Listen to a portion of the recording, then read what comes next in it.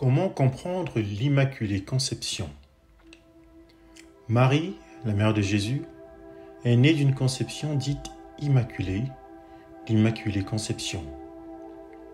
Avant de présenter ce que cela signifie concrètement et quelle place cela occupe dans le projet de Dieu pour l'humanité, il est important de préciser que l'Immaculée Conception est différente de la conception virginale, qui, elle, fait référence à la conception de Jésus par une Vierge, Marie. Quant à l'Immaculée Conception, elle fait référence à la conception de Marie elle-même. Dans l'expression Immaculée Conception, il y a le mot immaculé et le mot conception. Immaculé signifie qui n'a pas la moindre tache ou qui est d'une blancheur absolue.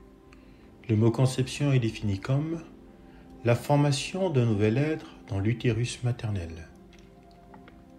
Donc, Marie aurait été formée sans tache dans le ventre de sa mère. Qu'est-ce que cela signifie? De quelle tache s'agit-il? Il s'agit de la tache du péché originel. D'ailleurs, on dit de Marie, de manière similaire, que Marie a été conçue sans péché. Qu'est-ce que le péché originel? Le péché originel est celui hérité par tous les hommes du fait de la désobéissance d'Adam et Ève, qui ont mangé le fruit défendu, interdit par Dieu. Genèse chapitre 3. Il est différent des autres péchés car il n'est pas la conséquence d'un acte volontaire, mais constitue un héritage. C'est un péché contracté. Tous les hommes en sont marqués dès leur conception du fait de l'appartenance à la lignée d'Adam et Ève. Le péché originel a pour conséquence de nous rendre plus faibles devant le péché. Quel est l'intérêt pour Marie d'en avoir été préservée? Le péché originel rendant plus faible devant le péché, la conséquence directe est que Marie a été plus forte devant le péché, par la grâce du Saint-Esprit. Comment cela est-il possible? L'histoire de Marie est intrinsèquement liée à celle de Jésus. Le raisonnement ayant mené à conclure que Marie est née d'une immaculée conception découle directement de la nature de Jésus. En effet, Jésus étant vrai Dieu et vrai homme, il n'aurait pas pu naître d'une femme marquée par le péché.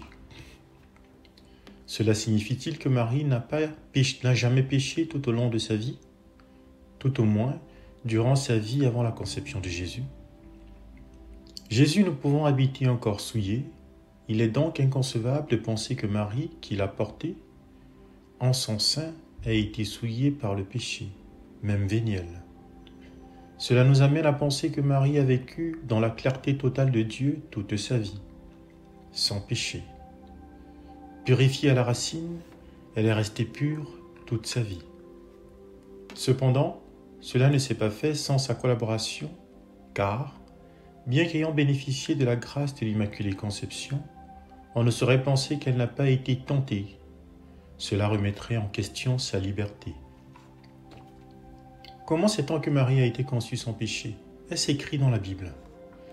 L'Immaculée Conception est un dogme de l'Église catholique qui a été proclamé le 8 décembre 1854 par le pape Pie IX, ce qui vient officialiser une conviction déjà présente dans l'Église catholique depuis plusieurs siècles.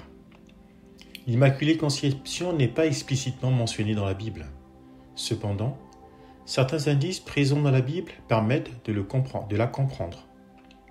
En effet, l'ange Gabriel s'adresse à Marie comme étant comblée de grâce. Évangile selon saint Luc, chapitre 1, verset 28. La grâce faisant référence à la pureté qui est l'absence de péché, comblée de grâce signifie donc qu'il n'est pas possible d'être plus pur. Ainsi, Marie ne possède aucun péché, y compris le péché originel. De plus, certains événements historiques permettent de corroborer ce dogme.